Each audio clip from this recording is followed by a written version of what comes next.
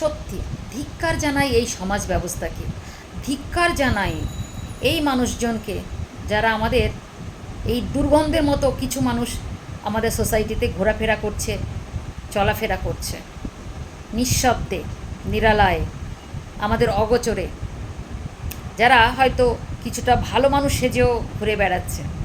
রইল বাকি আমি বাঙালি।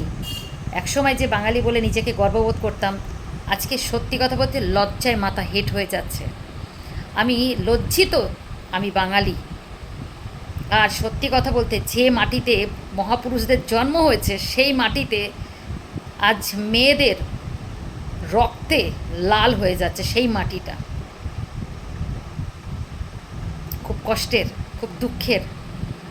আজ যে বাঙালি বলে সবার সামনে মাথা উঁচু করে থাকতাম, আজ সব থেকে ঘেন্না হচ্ছে সেই বাঙালি বলে নিজেকে পরিচয় দিতে।